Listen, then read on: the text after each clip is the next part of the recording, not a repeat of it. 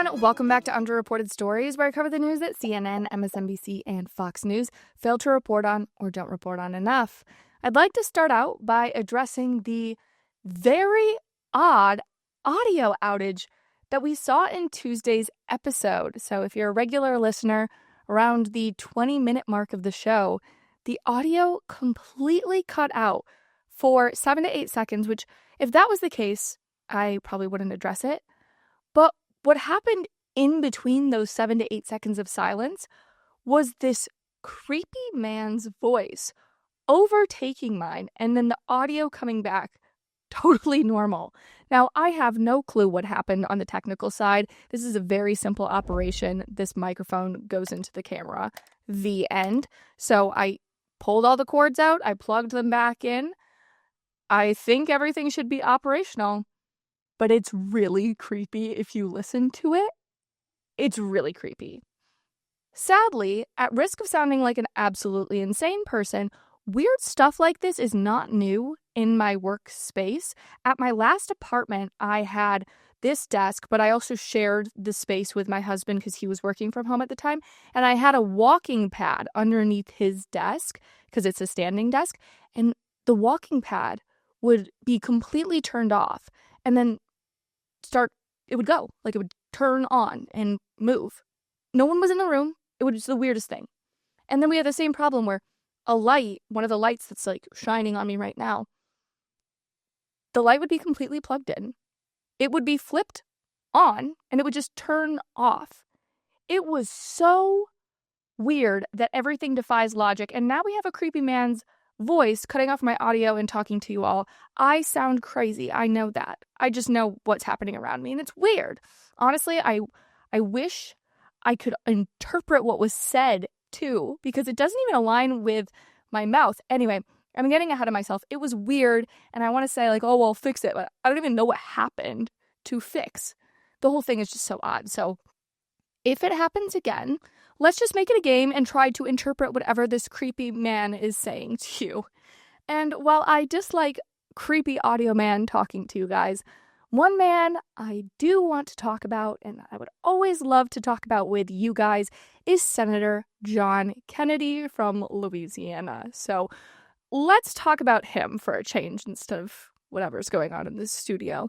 So at a GOP senators town hall with Fox News' Sean Hannity, Senator Kennedy dubbed Representative AOC the new face of the Democratic Party, and he had this to say about the Republican strategy moving into the midterms. What do you think of the new leadership, Jasmine, AOC, and Bernie?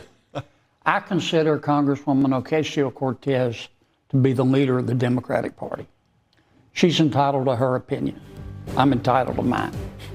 As I've said about her before, I think she's the reason there are directions on a shampoo bottle. And our plan for dealing with her... You didn't plan that out. We got to hurry. Our plan for dealing with her is called Operation Let Her Speak. This man is a national treasure. I'm so obsessed with him. And this isn't the first time he said something kind of wacky, but in a very humorous way. He does this all the time. This is his bread and butter. I don't know where he comes up with it. I really wish he were my grandpa. But I want to talk about the substance of what he was saying, because I think it's very clear that the GOP tries to project that AOC is the leader of the party. And the left likes to do the same thing. They like to project that Marjorie Taylor Greene is the leader of the Republican Party, when in reality, they're not. There's an important differentiation to make, because AOC, in reality, doesn't hold leverage within her actual party. I don't think she's passed a single bill in her time in Congress. She's not very effective in the actual legislating part that takes place in Washington, D.C. That doesn't mean she's not powerful. She is the face. She is not leading the party, but she is the face of the party. And I think that's very fair to say. In American politics, that should be very scary to Democrats, because the country is moving a lot more to the middle, a lot more conservative. You don't see it just in politics either. You see it in culture, right? I think there's a wrong thing, and I don't mean that in a derogatory way, like truly just the wrong idea percolating in leftist circles that Kamala lost the election. No, Donald Trump won the election. He really did. The culture has moved incredibly conservative. And I say one of the things that really stood out to me that solidified my view that the culture is moving more conservative is in our architecture and in our interior design choices. You're seeing this very warm, feminine return to almost historical Victorian kind of landscaping, as well as house choices, as well as interior decorating. And all of those things kind of add up. When you have this more feminine looking energy in your home, women tend to act more feminine. Women leaning into feminine energy tends to bring out the more conservative side in their male counterparts. It just like it all kind of flows together. I know it sounds maybe a little offbeat, but all of it does kind of mesh together. So as our country starts to swing that way, which it won't forever, but it's what's happening right now, there is going to be backlash to really woke people. And if the face of your party is AOC and she's incredibly woke, that's not a good look for Democrats come midterms. Now, where I like to caution Republicans is that the only place in which this gets scary is if AOC can bring her message without the woke. Like if she can bring the kind of more populist, socialist message to people without the pronoun game, without the talking down to people who have blue-collar jobs, without the hatred of anybody that works in coal or, like I said, blue-collar jobs, and this push for the Green New Deal, without the climate alarmism, etc., that actually could be quite effective, right?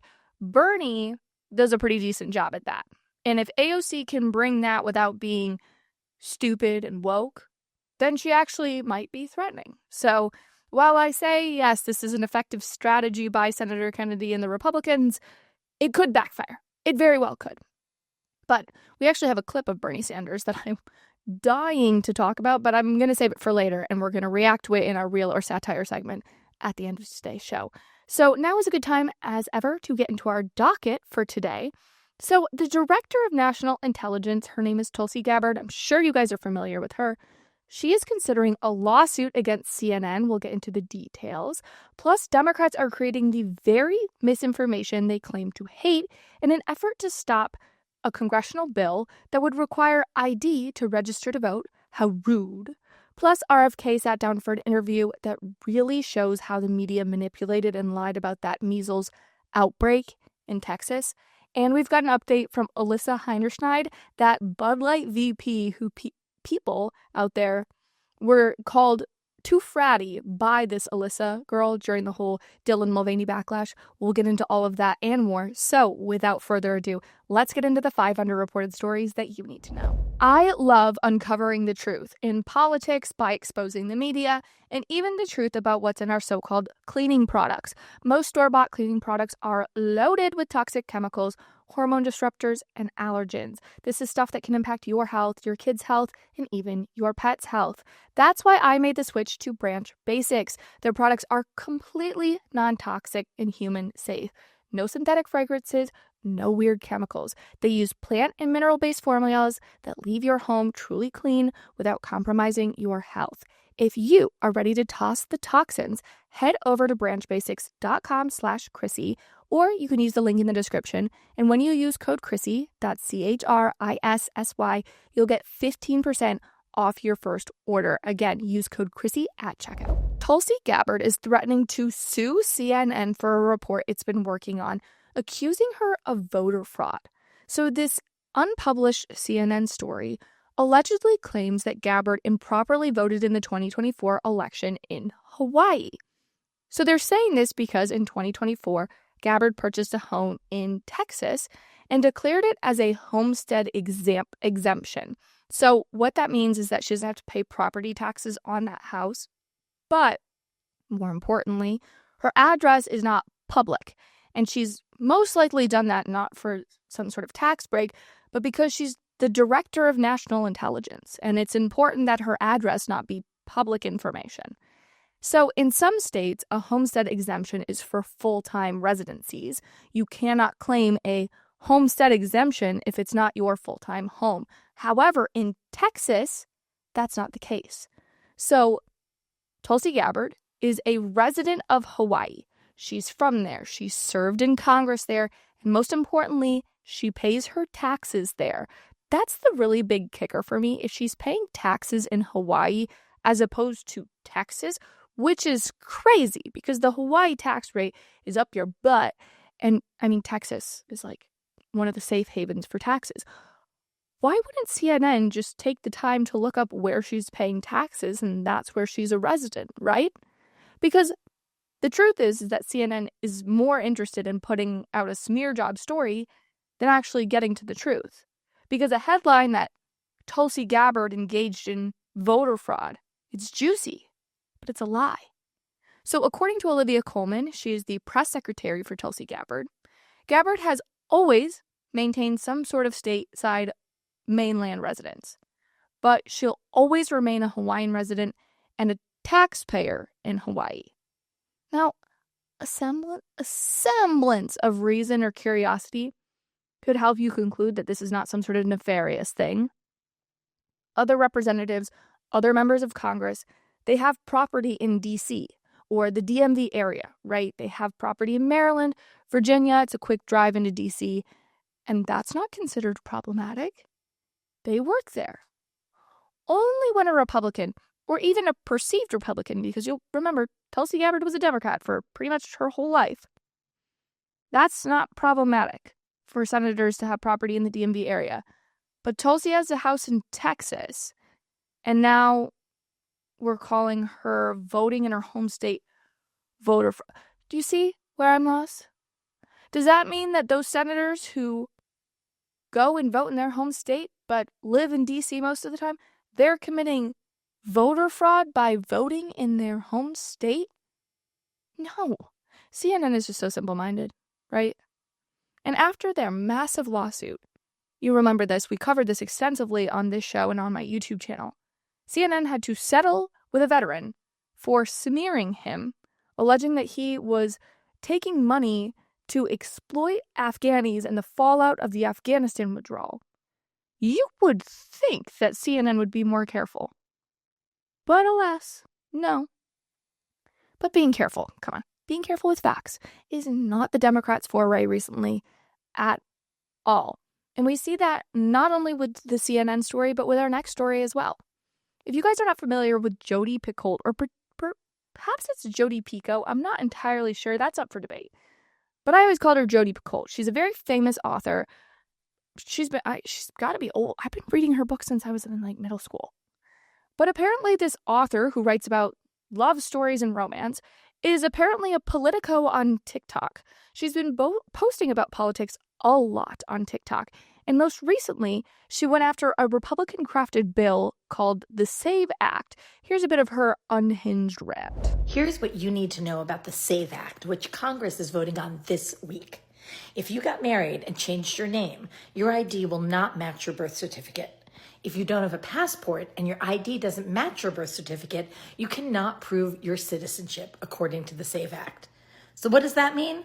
You will not be able to vote. Let me start off by saying that was such a clearly scripted video. She's reading off a script, and I'm not bashing her for that. I do that too when I'm trying to put coherent sentences together in a video that I'm putting out to the internet. But what threw me off is that she didn't really make a coherent argument.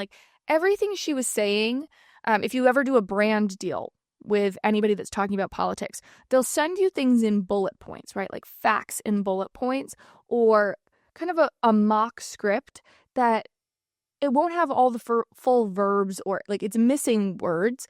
And it's almost like she copy and pasted those talking points into the teleprompter and then just spat it out without going to double check it or verifying it or doing any of her own work.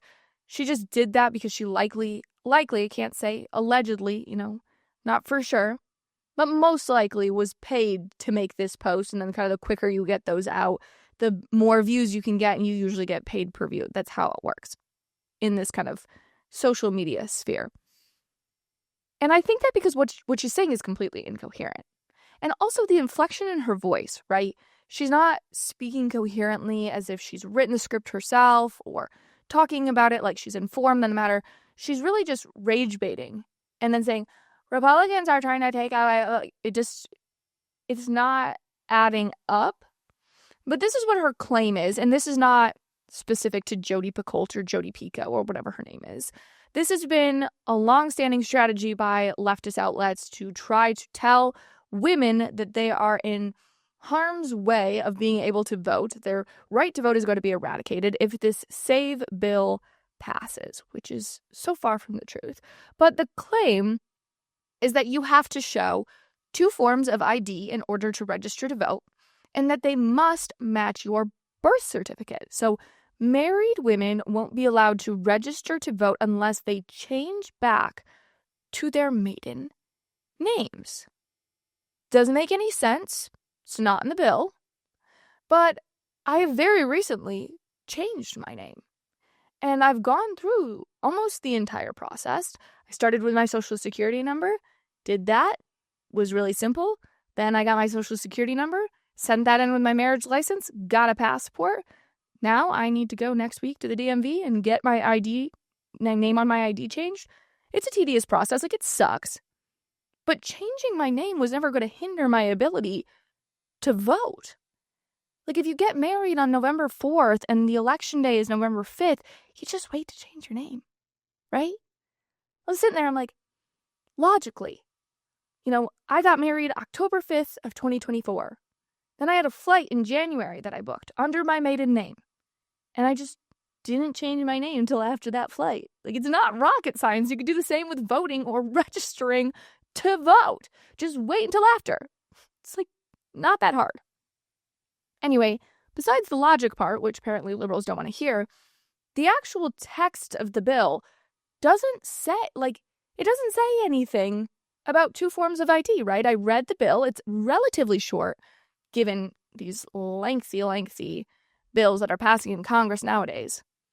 And within the first 5 paragraphs, this whole thing is debunked, right? The SAVE Act requires people to show an ID, a passport, proof of citizenship, any type of proof of citizenship. That could be your birth certificate, adoption papers, naturalization papers for immigrants. You could bring your birth certificate and your marriage license and say, hey, here's my certificate proving I was born here. Here's my certificate proving I changed my name. Anything to prove those. You can do that. You could also just bring your ID, which I'm pretty sure most women, if not everyone, has. You just need one of those. One. In the off slim chance that you've changed your name on everything else and you've lost your ID, you've lost your passport, then maybe you might have to bring 2 forms of ID. But come on, we're not going to pass a bill securing our register to vote process because of a maybe. Oh, well, what about this? That's how we're operating? There's nothing about name changes in this bill that is not taken care of, okay? Nothing about having to have identification that matches your birth certificate anywhere in the bill. This is just simply not rocket science. Just read. And by the way, for Jodi Picoult to be the one saying this, woman is an author. You'd think she'd be smart enough to do just that. Read. Apparently not. Bonus, Representative Chip Roy, the congressman who created the SAVE Act, put out a statement about this manufactured lie. He told the Federalist, for the tiny fraction of women who have changed their name right before an election, the SAVE Act explicitly directs states to establish a process for individuals to register if there's a discrepancy in their documents, such as due to a name change. AKA, there will be systems in place for those rare cases that must be established state to state, since states are in charge of how they operate voting. Therefore, we can't tell you what it's going to look like in California the operations of that, because elections are done on a state-by-state level. It's very simple.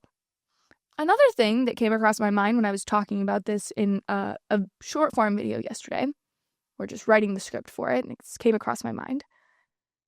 Let's just critically think for 1 second. The Republican Party, the party that encourages women to get married and have families, the party that advocated for tax breaks for families that have more than 5 to 6 children, that's the party that wants to punish women for changing their name by getting married? You truly have to be brainwashed to believe that. Truly. Unfortunately, that's the reality for a lot of women. I was reading the comments on Jodi Picoult's video and just watching how susceptible women are to lies without even taking 1 second to critically think.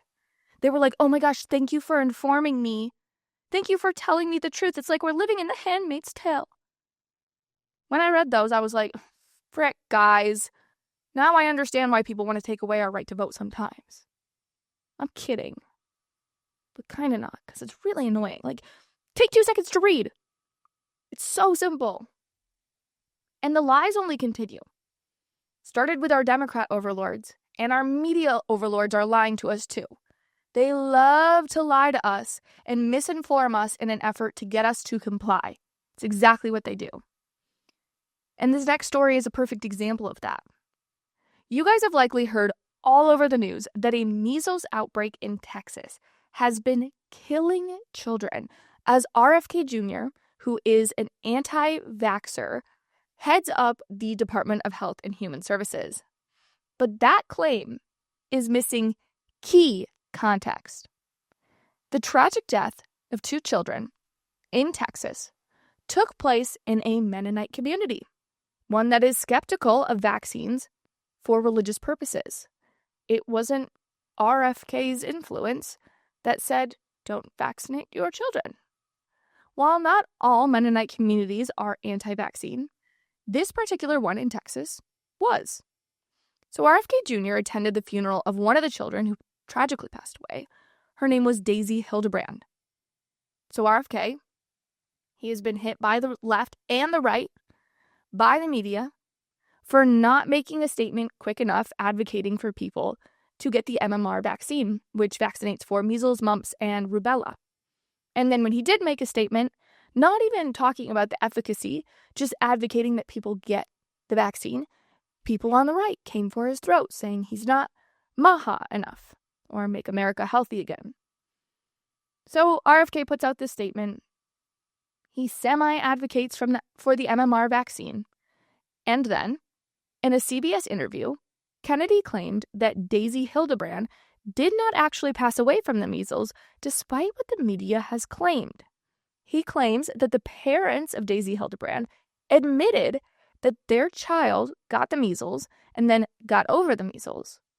And she ultimately passed from a mix of illnesses, including mono and a bacterial infection. Watch this. There's only 3 deaths from measles in 20 years. And they're all people with extreme complications. And that's how you die from measles, because of the complications of it. Yeah, it's people who are already sick. And but there was no evidence with for example, the 2 children that they were sick before, and they got sick from the measles, right? Well, no. Daisy Hildebrand, whose funeral I attended this week, was hospitalized 3 times from other illnesses. She had extreme tonsillectomy. She had mononucleosis that she could not kick. And then she got measles. She got over the measles, according to her parents. And according to the medical reports, I saw a report on it today, that the thing that killed her was not the measles, but it was a bacteriological infection. There you have it. She didn't die of the measles. She had the measles at one point and allegedly got over them. It's really sad. And intentionally misleading and vilifying RFK just because you don't like him is so corrupt and evil. Just tell people the facts and they can come to their own conclusions, right? The intentional use, though, of the media's language was very clear to me.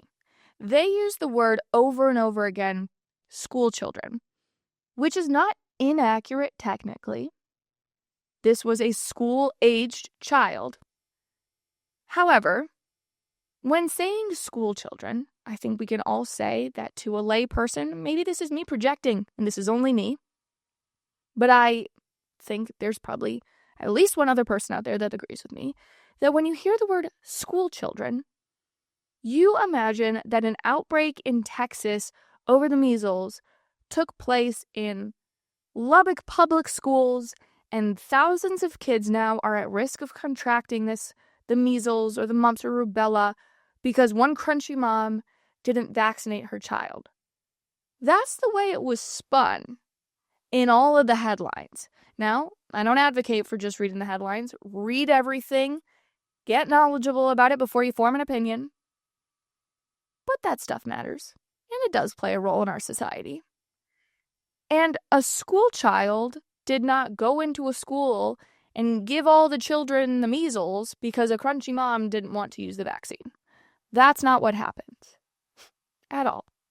Now you know the truth. And listen, I'm not surprised that the media are not being honest brokers. That's like 90% of the things we cover on the show.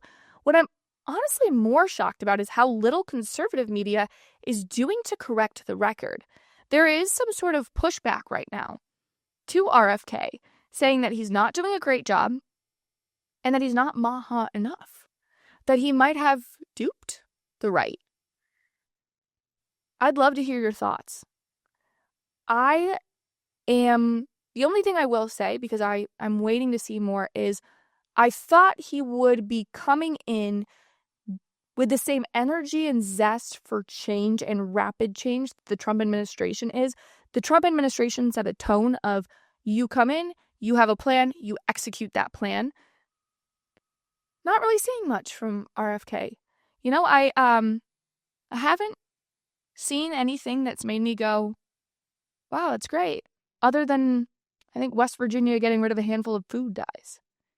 They're not moving quickly at all, actually. And, you only have 4 years in this role, so I guess maybe I'm coming to the conclusion that I'm skeptical as well. But again, let me know your thoughts. If you love this podcast, which why wouldn't you, then you will absolutely love the Underreported Stories Substack. It's an email sent straight to your inbox, usually Monday, Wednesday, Friday, but lately it's just been Wednesday and Friday. And in it, you will get an in-depth analysis of stories that are underreported on or hot takes from me on the biggest news of the day. Plus, you'll get Underreported Stories Wrapped, where I'll let you in on personal updates, big news that flew under the radar, and you'll get a few pictures from my sweet dog, Harper. Check out the link in the description to subscribe for free. And while you're down there, please be sure to give this episode a thumbs up or a 5-star review. Colorado Democrats are attempting to pass a bill that would punish parents who call their gender-confused kids by their birth name. The bill claims that in custody disagreements over a child, courts must take into account whether a parent uses the child's real name or the child's preferred name that aligns with their gender identity. Basically, if parents get divorced and then, let's say mom and dad's daughter Lucy decides that she's actually a boy named Lucas, the court is, by law, supposed to give custody to whichever parent calls her Lucas. So any parent questioning the gender identity of their child cannot be given custody of their child by law. If you, as a lawmaker, are so bold as to pass this, I sincerely question your motives. Because parents simply trying to advocate for their child's biological reality should not be punished in the court system. And Colorado Governor Jared Polis is set to sign this bill. Shame on you, Governor. Shame on you. This is throwing out judicial discretion. You're telling me that if a mom, erratic, bipolar, quite psychotic, is calling Lucy by Lucas, she will get custody when a kind, caring, and mentally stable father is calling her Lucy we're going to pick the erratic mother over the loving father solely because of perceived gender identity. That is absolutely nuts. Absolutely nuts. And it defies logic, right? It's so political in and of itself because the way conservatives see it, the way I see it, is that if the child believes her name is Lucas and she is a boy, then she belongs in a place where she can get the mental health protocols to help her discover truth. Being with somebody, let's say in this instance, mom, who perpetuates those lies to you is not helping you. But that's a conservative belief somehow. And liberals believe the opposite somehow. So now we're just throwing politics into the judicial system to help raise more liberal babies. Now, my heart really goes out to the parents in Colorado who have to deal with it. But if you are one of those parents, please move out of Colorado. And I don't say that flippantly. You spend your tax dollars on public schools that, as a former education reporter, I know are some of the most far left in the nation. We love to talk about California and their wacky school system. They ain't got nothing on Colorado or Denver schools. And then what you get as a result is your kids go into the public school system that your taxpayer dollars already pay for. If you can't pay for a private school, which who can in this economy, then your kid may be exposed to ideas that bring them over to gender identity la la land. And then as a result, your child identifies as transgender and you cannot advocate for their mental health or tether them to reality because you might lose custody of them. Please, I'm begging you, leave. Leave. It is just, that is a scary path to go down. I sincerely hope that Governor Polis pulls his head out of his butt and refuses to sign something like this.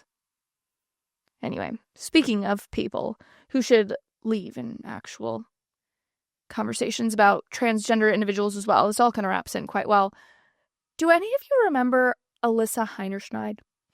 If that name sounds familiar, she was the vice president at Bud Light who left the company after publicly slandering Bud Light customers as too fratty amid that whole Dylan Mulvaney backlash. Take a look at this. I'm a businesswoman. I had a really clear job to do when I took over Bud Light. And it was, this brand is in decline. It's been in decline for a really long time. And if we do not attract young drinkers to come and drink this brand, there will be no future for Bud Light. So I had this super clear mandate. It's like we need to evolve and elevate this incredibly iconic brand. And what I brought to that was a belief in, okay, what does evolve and elevate mean? It means inclusivity. It means shifting the tone. It means having a campaign that's truly inclusive and feels lighter and brighter and different and appeals to women and to men. And representation is at sort of the heart of evolution. You've got to see people who reflect you in the work. And we had this hangover. I mean, Bud Light had been kind of a brand of fratty, kind of out of touch humor. And it was really important that we had another approach. Oh, what a time. What a time. And what a little flashback. Well, Alyssa there, she has found new employment finally. She is now on the business operations team of the Live Golf Tour. Now, if you're not enmeshed in the golf world, both my parents are big golfers. My sister's a golfer. My husband's a golfer. I am the only one who is not. I always joke that I am the LPGA Tampax Open Management Champion.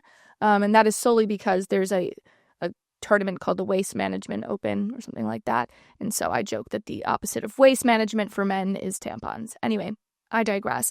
Live Tour. There used to be the PGA Tour, and that was, all encompassing. But in 2021, the Saudis created a separate tour called Live. Actually, it's Roman numerals for 54, but some people call it LIV, some people call it Live. Either way, It has become home to some of the frattiest looking and acting players in the entire sport of golf. Truly. Liv has Bryson DeChambeau, who famously put out a video playing golf with Donald Trump. There's also Brooks Koepka on the tour. Go look at those names. You guys will get such a laugh. You cannot get any frattier than these men. So Alyssa goes from a company, Bud Light, for its frat culture, because it's always had a fratty culture. She then bashes that fratty culture and then goes to work for Liv? Are you kidding me? It's funny. It's also incredibly entertaining to see this woke woman, and she is a very woke woman. She includes her pronouns in her LinkedIn profile. And now she's going to work for a league run by the Saudis, which is a company that operates, or a country, not a company, a country that operates on the basis of Sharia law. You heard that right. I actually thought about making that story a real or satire segment, but I have an even better one for you. It's good. If you're new here, we have a segment called Is It Real or Is It Satire, where we watch videos or read stories that make you wonder, is it real or is it satire? You cannot be serious! CNN held a town hall with Senator Bernie Sanders last night, and anchor Anderson Cooper made a far-left oh no by using the pronouns she for a civil rights activist named Grace. How dare he? Paul, we're back with Senator Bernie Sanders. I want to introduce Grace Thomas. She's a local civil rights attorney. She's a Democrat. Grace? They, them pronouns, actually. Thank you. Oh. Good evening, Senator Sanders. Polling and turnout data indicate that men of all racial demographics are turning away from the Democratic Party. There's so much to unpack here. Let's start with the premise of this. Why did CNN, when preparing for this town hall, ask the pronouns of the people who would be asking questions? How dare they? Now, the standard on the left is that using the wrong pronouns is an irredeemable sin, right? So where's the punishment and apology from Anderson Cooper? Where is he to say, I'm so sorry, I never should have said that? CNN, myself, we should always come from a place of asking people their pronouns. Oh wait, that's not how normal people act in society. Now I'll be blunt, I'm team Anderson Cooper on this one, right? He used his eyes, he saw a woman named Grace, and used the pronouns she. Because he operates in society where relatively normal-looking people named Grace don't have grammatically incorrect pronouns. Now let's get to the question, the substance of the video, actually, which was this woke they-them asking Bernie Sanders why the Democratic Party is losing racial minorities. Might as well ask, why are Dems losing men as well? Because of this ridiculous pandering. Let's be so for real. It's because of people, thems, like Grace. Minorities in an important state like South Carolina, which is a battleground state for Democrats, they are not using they, them pronouns and thinking that that's normal. It's not normal. Most people, including liberals, find this pronoun nonsense weird as fuck. Okay? And even worse, even if they are accepting of the pronoun people, they're like, let everybody live how they want to live, right? Trying to coerce people into using language that doesn't make logical sense, that is not winning people over. I actually think, as sad as it is and as much as I disagree with it, that the left could be successful if they were like, listen, there's a handful of people that identify as transgender. They like to use XYZ pronouns. You know, if you ever come in contact with them, try to be nice to them and like move on. Let bygones be bygones. Let people live how they want to live. But no, it's not just let people live how they want to live. It's you must buy into their way of life or you're a bad, bad person. That's not winning anybody over at all. And the fact that people don't see that and have to ask this at some sort of town hall to Bernie Sanders is just, it's indicative of the state of the Democratic Party right now. In tandem with this video, though, in the last, I believe, 24 hours, the Trump White House also made commentary about gender pronouns in email bios.